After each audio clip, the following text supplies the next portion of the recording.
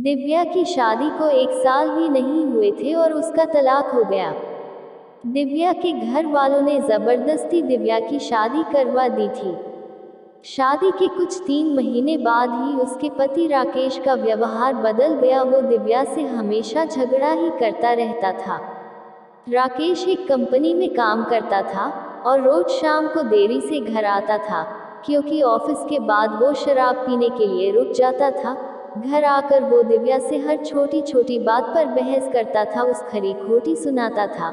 वो दिव्या को ये भी बोल देता था कि चली जा तू यहाँ से, मुझे तेरी कोई ज़रूरत नहीं है, बहुत मिल जाएंगी तेरी जैसी। दिव्या उसका ये व्यवहार चुपचाप सहन कर रही थी। उसने अपने घर पर भी इसके बारे में कुछ नहीं बताया था। वो अपने घर वालों से नाराज थी। उन्होंने जबरदस्ती उसकी शादी जो करवाई थी। दिव्या अविनाश से प्यार करती थी और जब ये बात दिव्या के घर वालों को पता चली तो उन्होंने जबरदस्ती उसकी शादी करवा दी। अविनाश उस वक्त कुछ नहीं कर पाया, क्योंकि दिव्या के पापा ने अविनाश के खिलाफ पुलिस कंप्लेन कर दिया था कि वो दिव्या को परेशान करता है और इसी कारण वो कुछ दिनों के लिए जेल में था। ये सब के बारे में दिव्या को नहीं पता था। दिव्या अपनी शादीशुदा जिंदगी में बहुत परेशान थी। कुछ महीने ऐसा ही चलता रहा। राकेश थोड़ा भी नहीं बदला था। फिर दिव्या ने सोचा कि अब वो और उस रिश्ते में नहीं रह सकती और उसने राकेश से तलाक लेने का फैसला कर लिया और फिर उनका तलाक हो गया। तलाक के बाद दिव्या ने अपने मम्मी पापा को सब कुछ बता दिया और उन्होंने दिव्या को बहुत डांटा कि क्या हो गया था ऐसा कि तलाक ले लिया, अब क्या करेगी, कहाँ जाएगी, कौन करेगा इससे शादी। ये सब सुनकर दिव्या ने उनके साथ रहने से इनकार कर दिया। वो एक छोटी सी कंपनी में काम करने लगी और कंपनी द्वारा दिए गए घर में रहती थी। उसे कभी कभी अविनाश की बहुत याद आती थी, लेकिन उसने अविनाश से कभी संपर्क करने की कोशिश नहीं किया। वो सोचती थी कि अब उसे किसी पर बोझ नहीं बनना। वो अपने पैरों पर खड़ा होना चाहती थी। वो अपना पूरा समय अपने काम को देती थी। उसका काम इतना अच्छा था कि 4 महीनों में ही उसका प्रमोशन हो गया और वो अपने डिपार्टमेंट की हेड बन गई। प्रमोशन के 1 महीने बाद उसे उसकी कंपनी की तरफ से एक मीटिंग अटेंड करने के लिए विदेश जाने का अवसर मिला। दिव्या अपने काम में बहुत तरक्की कर रही थी। अब उसके मम्मी पापा को भी दिव्या पर बहुत फक्र महसूस हो रहा था। अब वो पछताते थे कि उन्होंने उसकी शादी गलत घर में कर दिया था। दिव्या विदेश जाने की बात से बहुत खुश थी। 4 दिन बाद की उसकी टिकट थी। उसे कुछ खरीदारी भी करनी थी। फिर वो अपने ऑफिस के पास एक मॉल में गई। उसे कपड़े और कुछ मेकअप का सामान लेना था। वो मॉल में घूम रही थी, कपड़े देख रही थी। तभी किसी ने पीछे से उसके कंधे पर हाथ रखा। वो पीछे मुड़ी देखने के लिए और वो बिल्कुल अपने आंखों पर विश्वास नहीं कर पा रही थी। वो इंसान और कोई नहीं अविनाश था। दिव्या उसे देखती रह गई। उस समझ नहीं आया कि वो अविनाश से क्या बात करे। अविनाश दिव्या को देखकर बहुत खुश हुआ। दोनों की आंखों में आंसू के साथ खुशी भी थी। अविनाश ने पूछा, तुम यहाँ अपने पति के साथ हो क्या? दिव्या उससे नजरें चुराते हुए बोली, नहीं। अविनाश ने पूछा, कैसी हो? दिव्या उससे बात नहीं करना चाहती थी। वो नहीं चाहती थी कि अविनाश को पता चले कि उसका तलाक हो गया है और अब वो अकेले रहती है। अविनाश उससे पूछे जा रहा था। उसने बोला, कुछ बोलो। दिव्या वहां से जाने लगी। उसने अविनाश को बोला कि मुझे तुमसे कोई बात नहीं करनी, तुम चले जाओ। अविनाश उसके पीछे पीछे जाने लगा। उसने कहा, मेरी बात तो सुन लो एक बार। फिर भी दिव्या नहीं रुकी। फिर अविनाश ने कहा, तुम्हें मेरी कसम है, बस एक बार रुक के मेरी बात सुन लो।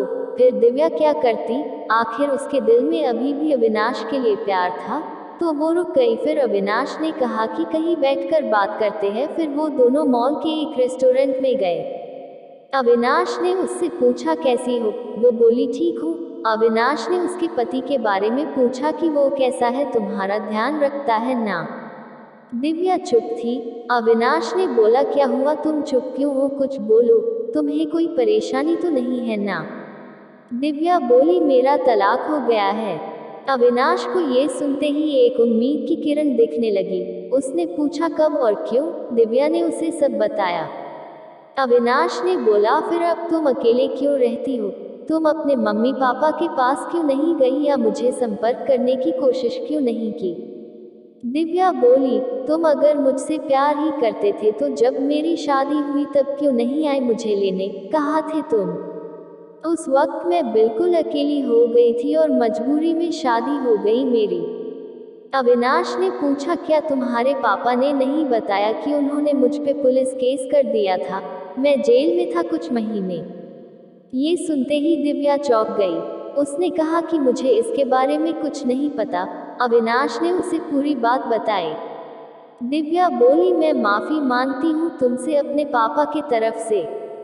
अविनाश ने कहा, अब वो बात को जाने दो, मैं भूल चुका हूँ वो सब। अभी की बात करो। अविनाश ने बिना देर किए उसने पूछ लिया, क्या अब तुम मुझसे शादी करोगी? दिव्या बोली, क्या तुमने अभी तक शादी नहीं की? अविनाश ने कहा, नहीं, मैं अभी अपने करियर पे ध्यान दे रहा हूँ और यहाँ कुछ काम से ही आया था। अब बोलो, शादी करोगी मुझसे? दिव्या बोली, अभी 2 दिन में मैं अपने कंपनी की तरफ से विदेश जा रही हूँ एक मीटिंग के लिए। उधर से लौटकर इसके बारे में बात करते हैं। अविनाश ने कहा, पहले ही बहुत इंतजार किया है, अब और इंतजार नहीं होता है, लेकिन फिर भी जैसा तुम कहोगी वैसा ही होगा। दोनों ने अपना फोन नंबर दिया एक दूसरे को और घर चले गए। अविनाश उसे रोज फोन करके उसका हालचाल पूछता रहता था। 1 सप्ताह बाद दिव्या अपनी मीटिंग खत्म करके लौट आई थी। अविनाश उसे मिलने के लिए बोल रहा था, लेकिन दिव्या अपने ऑफिस में बहुत व्यस्त रहती थी। उसने कहा कि हम रविवार को मिलेंगे। फिर वो दोनों रविवार को उसी मॉल में मिले। अविनाश ने पहले उसके मीटिंग और काम के बारे में पूछा कि सब ठीक चल रहा है ना। दिव्या ने कहा, हाँ सब ठीक है। फिर अविनाश ने उससे शादी का पूछा। तुमने कहा था कि आके बताओगी शादी करोगी कि नहीं, तो अब बोलो क्या सोचा है?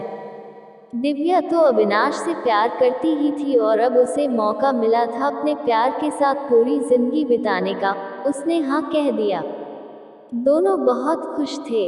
दिव्या ने अपने घर पर अविनाश के बारे में सब कुछ बता दिया और इस बार उसके घर वाले उसके इस फैसले को मान गए, क्योंकि पहले उनसे एक गलती हो चुकी थी। अब वो फिर से अपनी बेटी को तकलीफ में नहीं देखना चाहते थे। 1 महीने बाद उनके परिवार ने उनकी शादी करवा दी। अविनाश ने अपना खुद का एक बिजनेस स्टार्ट किया था, तो अब दिव्या उसके साथ उसके बिजनेस में हाथ बटाती थी और वो दोनों खुशी खुशी हमेशा के लिए एक साथ हो गए। दोस्तों, अगर प्यार सच्चा हो तो लोग बिछड़कर भी मिल जाते हैं।